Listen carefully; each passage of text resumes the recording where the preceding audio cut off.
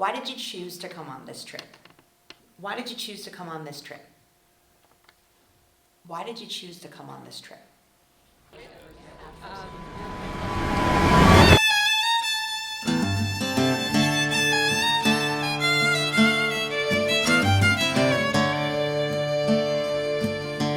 I may be the last one who can say that I rode the trains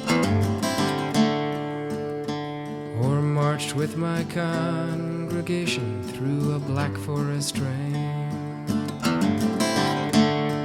past gypsy camps and the open pit shame. I was 21 and shackled, and now I remain as the last one who can say that I rode the trains.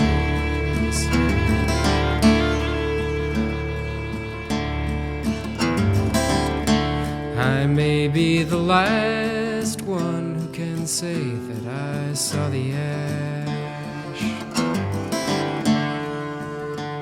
or felt the fresh cut of barbed wire in no man's land, between all the farms gone blind and afraid to see. I'm forever challenged by the quest to turn our players into leaders, to help them become better leaders.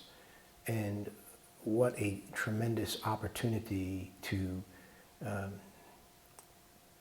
gain a tremendous perspective on an historical event that, in my judgment, is probably the most horrific event in the history of man, and to see how they can become the leaders in their generation of living the message that this can't happen again. When Coach first came to you with the idea of spending part of your summer break in Auschwitz, what was your first reaction? Personally, I was extremely excited. Just knowing that we were going to be given the opportunity to take such a unique trip as a group of guys, and just to continue to strengthen our bond whilst learning about probably the most heinous period of history in the world, and just knowing that we were going to have an opportunity to grow as people, to see such an incredible example through Eva and her story. We were all filled with excitement, and personally, as a person who's always wanting to just become, more wiser and filled with wisdom, and hopefully being able to give back eventually, I was extremely excited at the opportunity. I was excited at the opportunity. I was also scared, but I was intrigued because I've heard stories about what went on during the Holocaust, but I never imagined getting a personal look at what actually took place.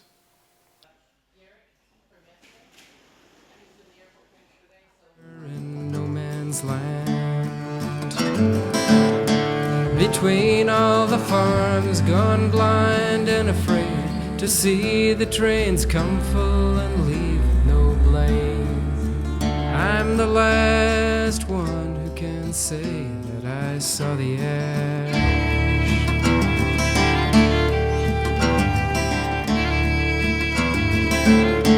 At centuries, and though our births were not noted, our deaths as survivors must not be forgotten. Blood in mass graves will soak past the bottom by the time all the names of our towns.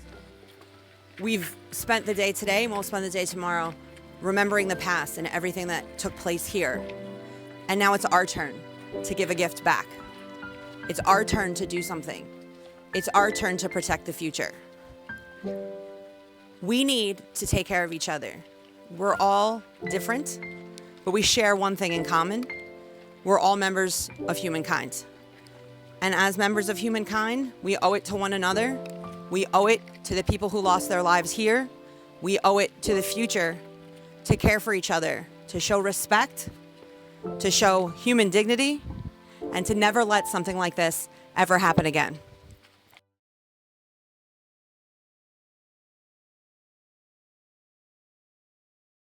Our two greatest gifts are time and love, and we don't have a lot of time here on this earth, but I feel that if we it's in human nature to, to hate and be selfish and want everything to yourself, but I feel that if we try to fight that, combat that, make a conscious effort to, embrace people and love others, with this short time that we do have on this earth, I really think that will go a long way.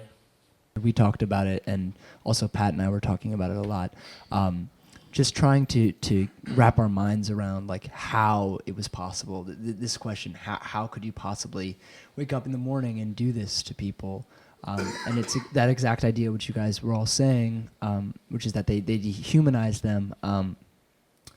But something I was really thinking about is, I was talking about what, in my opinion, what makes us humans is our ability to empathize, which to me seems like something, and this may be naive, but something that's almost impossible to get rid of.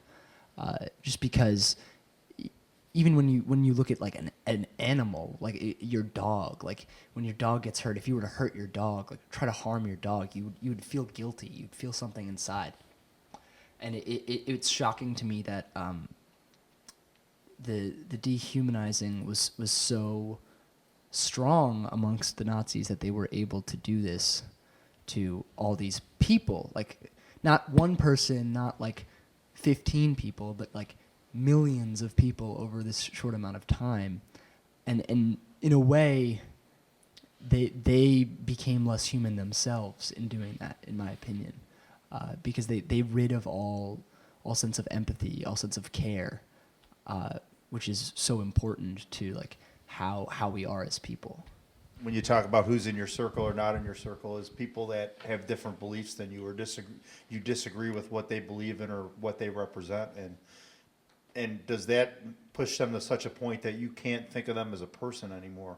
I think that's something we're really struggling in the U.S. and that's, as I've walked around, just the way that people were treated during the Holocaust. It's just, if we are people of faith, and there's all different flavors of faith, but if our world and our country, thinks that we're people of faith, well, the first thing is, there's a higher power, but then the second thing is, because of that, how do we treat other people? Golden rule, what you do to the least of my brothers, you do unto me. I mean, you're higher, you're God.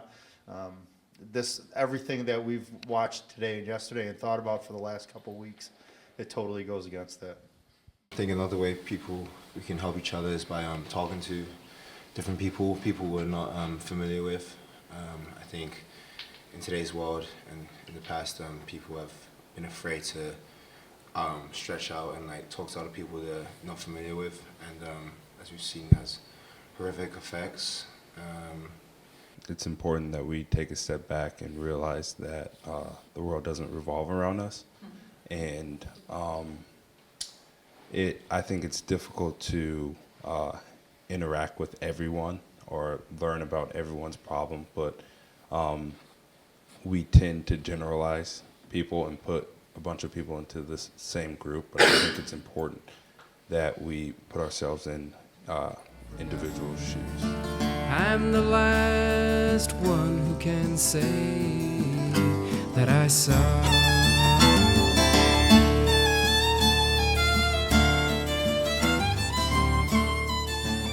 Just to see, what people went through just based off of their religion, who they were, and just the horror they went through. I think it just gives us a much deeper appreciation for what we have, and it adds a different perspective. I actually, could I read something? Please do. Because I was reflecting on it, and this was day one, and as I've been walking around today, I've just been thinking how much more it actually applies here. I wrote, "Here there is an objective beauty, the light, the sky, the grass, from afar even some of the structures. It is painful. The more I think of it, the more I feel it is a metaphor. The camp today means something different than it used to mean. Maybe it's displaying that. Today, it means survival, triumph, mourning, the other side of the mountain of forgiveness that Eva talks about. But that's today. Today's another beautiful day. Maybe tomorrow it storms, and maybe tomorrow we feel differently about what we remember here. But I felt like having Eva here especially, like even on what she calls like hell on earth, to be able to find beauty, I think is a metaphor for what her message really is.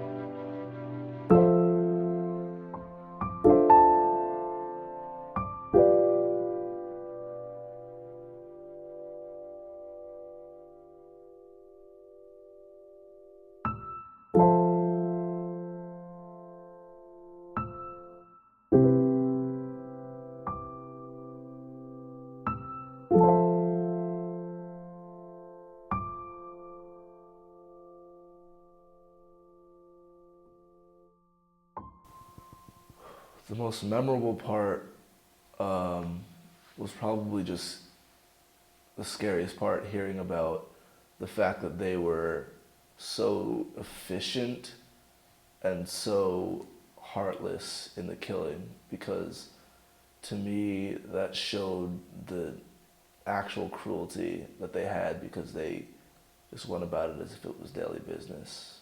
At some points it was hard for me to really like put myself like in what was actually going on, because everything just seemed so horrific. It just seemed not real, but seeing the hair really like was kind of surreal for me, and I honestly got really sick when I saw it. I got really nauseous, and I felt like everything. I feel that way right now. I'd say walking in the gas chamber in Auschwitz 1, we walked in to the right, and then it's not a very high ceiling. It's a pretty long, probably like 50, 60 feet. And then you look up and you see the places where they drop the Zyklon B, the gas, into the chambers. And that's a view that thousands of people had.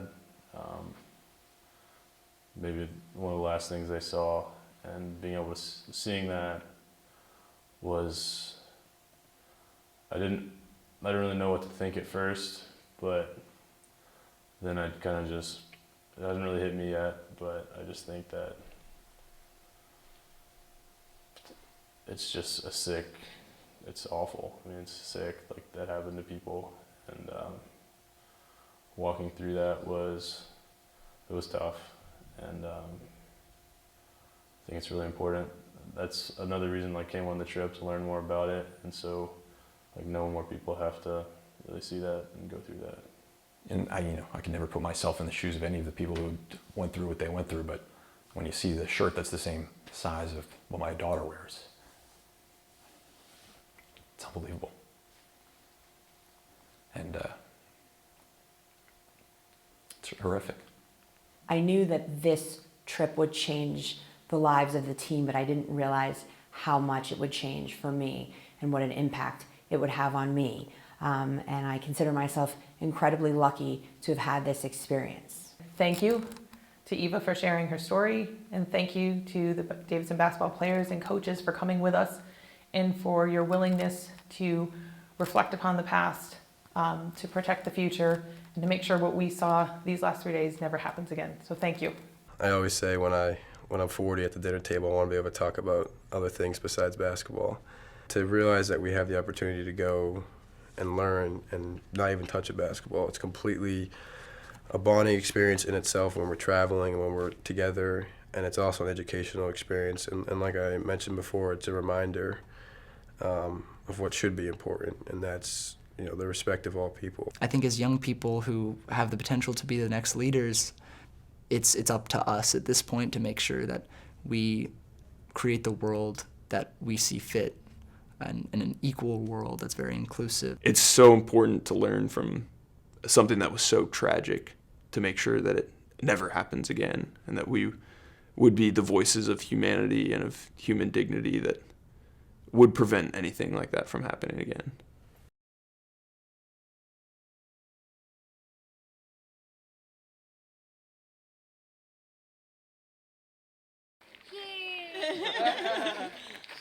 The Victorian parade for the Wildcats. Yeah. For the future. That's right. Hooray!